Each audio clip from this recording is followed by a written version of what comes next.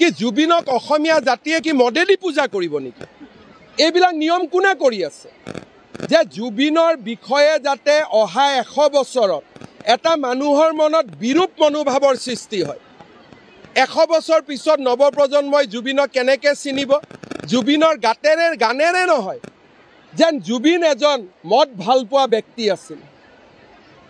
জুবিনৰ গানেদি আমি জুবিনক স্মৰণ কৰিম।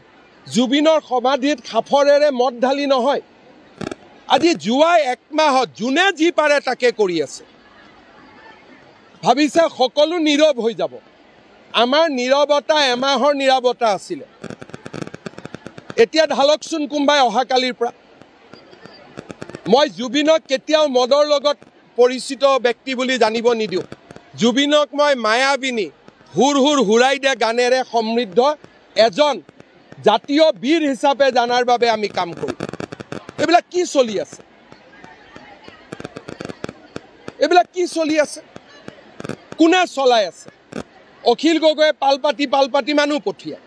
কংগ্ৰেছে পাল পাতি মানুহ পঠায়। প্ৰচেষ্টা হ'ল যে জুবিনক এজন যেন তেওঁ মদৰ বাবে মদক বাদ দি একোৱেই নাজানিছিল তেনেকুৱা ব্যক্তি হিচাপে প্ৰতিষ্ঠা কৰা। এইটো ভুল নকৰিব। জুবিনে মদ নাখাইছিল, খাইছিল যদিও কিবা দুখত খাব পাৰিব, কিবা কাৰণত খাব। আৰু মদ নোখোৱা জুবিনজনক মই লগ পাইছোঁ। এইটো কোনেও এনেকুৱা ধাৰণা নিদিব যে জুবিনে 24 ঘণ্টাই মদ খাই আছিলে। ভুল কথা হৈ আছে। জুবিনক অপমান কৰি থকা হৈছে। জুবিনক ন্যায় দিয়াৰ নামত এচাম ব্যক্তিয়ে জুবিনৰ সত্তা আৰু জুবিনৰ আত্মাক হত্যা কৰিব খুজি আছে। মদৰ সাফৰেদি মদ ঢালি দিয়া এইটো কি অসমীয়া সংস্কৃতি নেকি? এইবিলাকৰ এইটোতো কোনো সংস্কৃতি হ'ব নোৱাৰে। চাধাৰ টেমা দিয়া এইটো কি সংস্কৃতি নেকি? সি ভাল পাইছিলে, আমি জুইৰ লগত ঘৰৰ মানুহে তাক উৎসৰ্গা কৰি দিলে, অগ্নিত তাক দি দিলে। অগ্নিয়ে তাৰ কাপোৰযোৰ লৈ ল'লে, অগ্নিয়ে তাৰ শৰীৰ লৈ ল'লে, অগ্নিয়ে যাক ল'ব লাগে ঘৰৰ মানুহে চিন্তা কৰিছিল, দিলে, প্ৰজ্বলিত হৈ গুচি গ'ল। এতিয়া জুবিনক আমি গানেৰে সংস্কৃতিৰে আমি জীয়াই ৰাখিব লাগিব, উন্মাদনাৰে নহয়। আৰু উন্মাদনাক বিজেপি চৰকাৰে কেতিয়াও স্বীকাৰ নকৰে। উন্মাদনা দি আমাক এক কদম কোনেও হিলাব নোৱাৰে।